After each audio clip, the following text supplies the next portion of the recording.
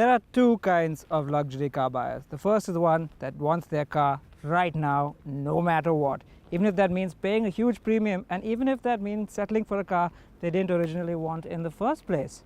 And then there's the second kind, the more discerning kind, the one that knows exactly what they want and knows that sometimes it's worth waiting just a little bit if what you want is really rather special.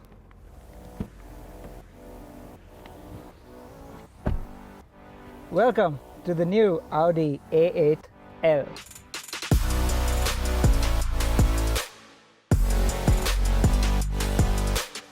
As some of you may know, the A8 made its global debut way back in 2017, and now almost 2.5 years later it's come to India. So yes, customers yearning for a new A8 will have had to wait a while, but Audi has made sure it's come in with a bang. Now of course there's no other seat I could start the review of the A8L in than this one. It is the new back seat, and well, they've really gone to town with it this time. For one, it's the split seat setup with the big central console, and that means a bit of storage here. This lovely techie spire sticking out with the detachable touchscreen that controls just about everything back here. I'll get back to that in a bit. And of course the seat controls for the two back seats. There's a wireless charger down here, and who could forget the drinks fridge between the seats. Lovely. Another thing worth mentioning is the rear entertainment system, which is now a pair of touchscreens, but it's more than that because these are actually Android tablets that you can detach and use on the move. But the real special thing about the rear cabin of the A8 is the seats themselves.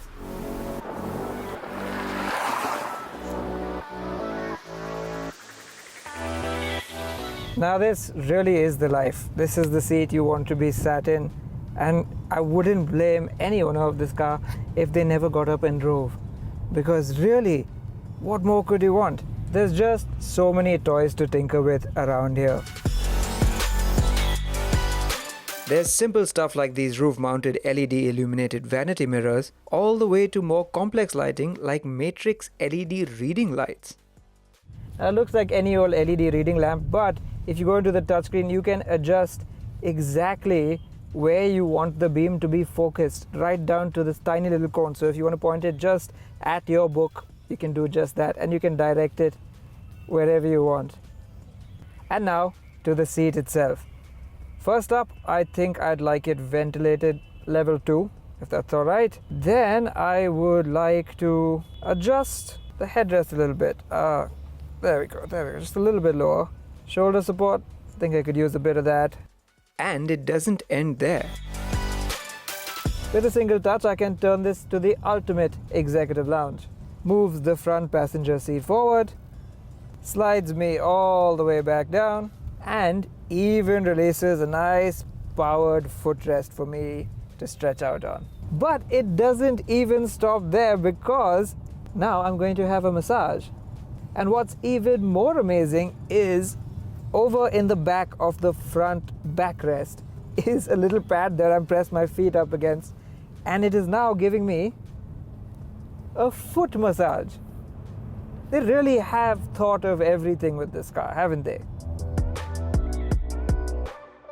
As for the seat itself, perhaps it could have reclined a little further, and the seat cushioning here could have been a little more generous for that perfect business class experience. But once snug and in place, I doubt anyone could really find fault with this back seat. Besides, there are plenty of goodies, not just in the back, but also at the front too, to keep you occupied. You get a 750 watt Bang & Olufsen sound system as standard, but this super 1920 watt version is optional. There are connected car features via an onboard SIM card, so those tablets at the back can be used to stream Netflix, or even for video conferencing. The cabin is, as ever with Audi, and especially with the A8, exceptionally well built, with only the finest materials and a very techie appeal. You'll love the motorized AC vent covers that gently roll open when you use the touch-sensitive controls, as well as the latest generation of Audi's superb virtual cockpit digital dials. And then there's the dual touchscreen MMI interface, which looks amazing blended into the gloss black surface and is packed with features, including 360-degree cameras. But the fact that there are almost no buttons makes it tricky to use on the move. That aside though, what is the new A8 like if you're actually driving? Now this is probably the last seat the owner of an A8L would find themselves. But in the off chance that you feel the need to drive yourself to the golf club, let me tell you what it's like. You're actually pretty well catered to over here. At your disposal is 340 horsepower and 500 Newton meters from a 3-litre turbocharged V6 petrol engine. Now while those numbers sound pretty substantial, let me tell you right off the bat that this is not a sporty engine. And while that might be a bother in something like the Q8, in this A8, it suits the car just perfectly. The engine is very refined and very relaxed in its power delivery, and the 8-speed automatic gearbox just slushes away smoothly in the background.